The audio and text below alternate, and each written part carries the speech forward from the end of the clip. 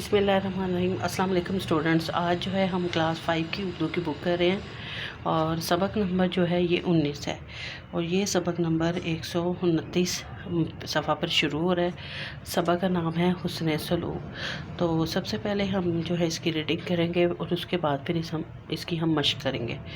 सोचें और बताएं, नेकी और भलाई से क्या मुराद है? आप दूसरों के साथ किस तरह की नेकी करते हैं?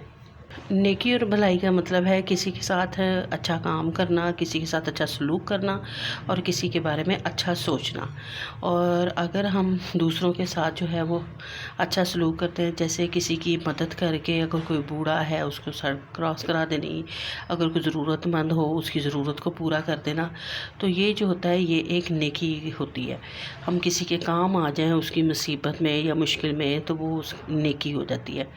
क्या आप जानते हैं हज़रत मोहम्मद रसूलुल्लाह ख़ातमुन नबीयीन सल्लल्लाहु अलैहि वसल्लम का इरशाद मुबारक है, नेकी हुस्न इखलाक है। यहाँ पर जो है इसकी कहानी शुरू हो रही है और सबक शुरू हो रहा है हमारा हुस्न सलूक। और सबसे पहले हम सीखेंगे तलफ़ुज़। शानदार, ऐशो आराम, मोहलिक, बेजा, इश्तहार, बिनाई। ज़फ़र के अब्बा जान एक दफ्तर में बड़े अफसर थे। वो एक शानदार मकान में पुरसुकून ज़िंदगी बसर कर रहे थे। ज़फ़र उनका इकलौता बेटा था। उसे हर तरह का ऐशो आराम हासिल था। आम तौर पर माँ बाप का बेजा लाड प्यार बच्चों की आदतें बिगाड़ देता है। वो ज़िद्दी और मगरूर बन जाते हैं, लेकिन ज़फ़र ऐसा ना था। वो हर लिहाज से एक अच्छा बच्चा था। इसकी वजह ये थी कि उसके माँ बाप बहुत नेक दिल और मेहरबान थे और अपने बेटे की तालीम व तरबियत पर ख़ुसूसी तवज्जो देते थे। ज़फ़र के घर के करीब एक कच्ची आबादी थी। वो इस कच्ची आबादी के पास से गुज़रकर स्कूल जाता था।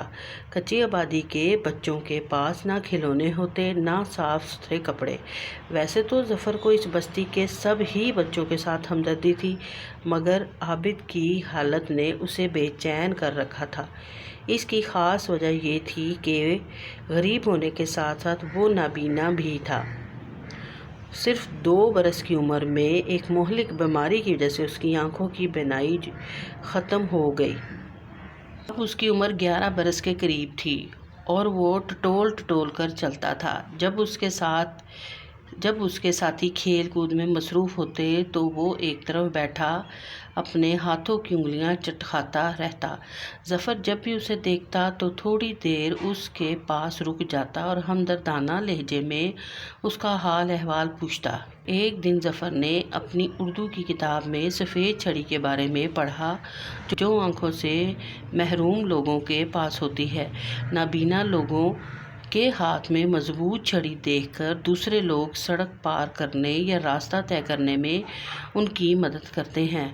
ज़फ़र के दिल में ये ख्याल आया कि क्या ही अच्छा हो जो एक सफ़ेद छड़ी आबिद को भी मिल जाए।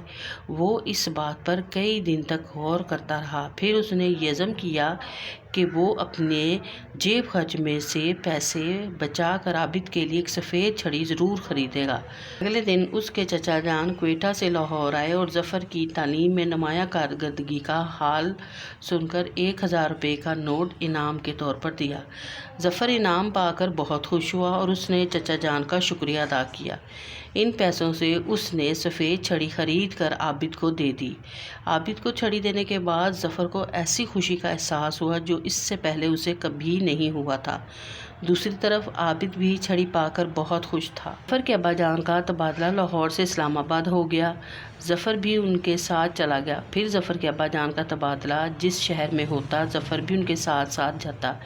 यूँ वो मुख्तलिफ़ शहरों के स्कूलों में पढ़ता रहा, नए नए दोस्त बनाता रहा। वक्त गुजरने के साथ लाहौर की वो कच्ची आबादी और उसमें रहने वाला आबिद उसे याद ही ना रहा। अपनी तालीम मुकम्मल करने के बाद वो कोशिश कर रहा था कि किसी अच्छे दफ्तर में मुलाजमत कर ले। एक दिन ज़फ़र ने अखबार में इश्तहार देखकर दरख्वास्त दी।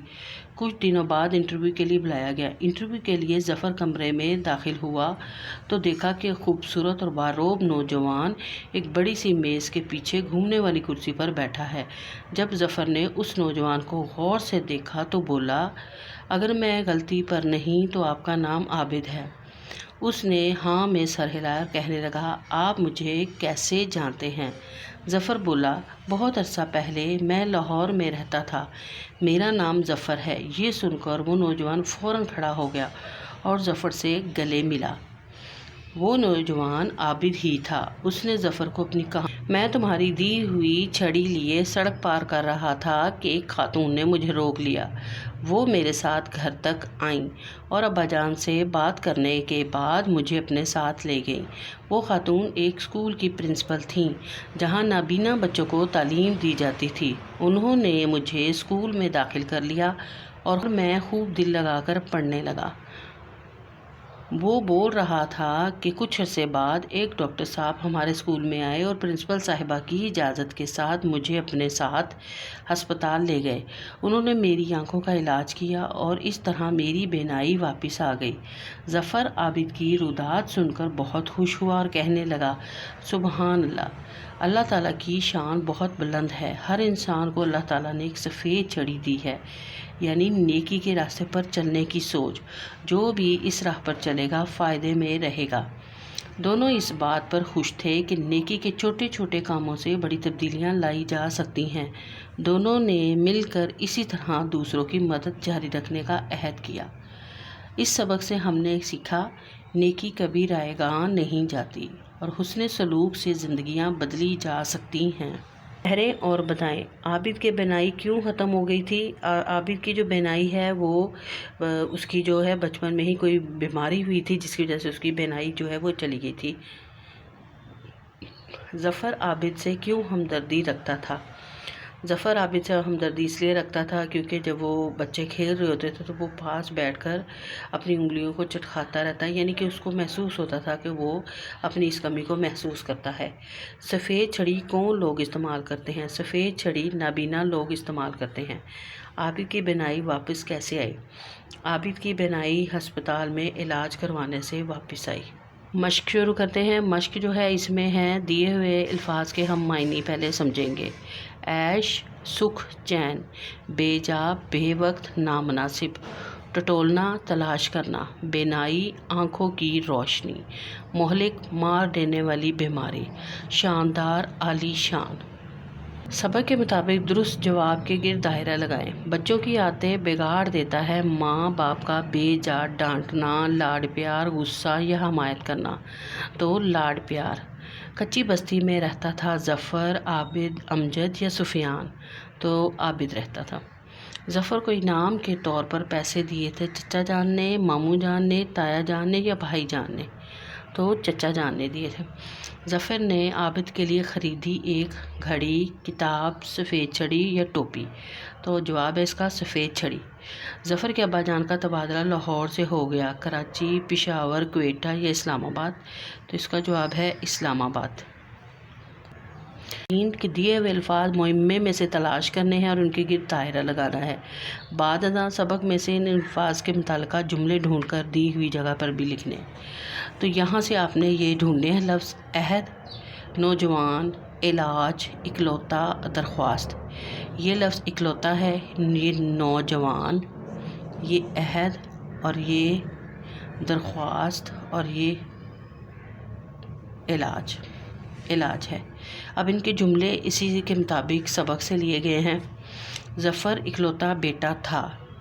نمبر 2 پہ ہے وہ نوجوان عابد تھا۔ نمبر 3 ڈاکٹر نے آنکھوں کا علاج کیا۔ نمبر 4 ظفر نے اپنی اشتہار دیکھ کر درخواست دی۔ ظفر نے اشتہار دیکھ کر اپنی درخواست دی تھی۔ 5 دونوں نے دوسروں کی مدد جاری رکھنے کا عہد کیا۔ دیے ہوئے سوالوں کے جواب لکھیں۔ نمبر 1 سوال ہے کہ سفید چھڑی کس کام آتی ہے؟ سوال نمبر 1 کا جواب ہے کہ سفید چھڑی آنکھوں سے محروم لوگوں کے کام آتی ہے۔ نابینا لوگوں کے ہاتھ میں سفید چھڑی دیکھ کر دوسرے لوگ سڑک پار کرنے یا راستہ طے کرنے میں ان کی جو ہے وہ مدد کرتے ہیں۔ سوال نمبر 2 ہے کہ عابد کی بینائی کس وجہ سے چلی گئی تھی؟ سوال نمبر 2 ہے اس کا جواب ہے کہ 2 برس کی عمر میں ایک مہلک بیماری کی وجہ سے عابد کی بینائی چلی گئی تھی۔ سوال نمبر 3 ہے کہ عابد کو تعلیم کس نے دلوائی اور اس کا کیا فائدہ ہوا؟ سوال نمبر 3 سوال نمبر 3 کا جواب ہے کہ عابد کو ایک اسکول پرنسپل نے تعلیم دلوائی جہاں نابینا بچوں کو تعلیم دی جاتی تھی۔ اسی اسکول میں ایک دن ایک ڈاکٹر صاحب آئے۔ انہوں نے پرنسپل کی اجازت سے عابد کی آنکھوں کا علاج کیا اور عابد کی بینائی لوٹ آئی اور وہ پڑھ لکھ کر بڑا افسر بن گیا۔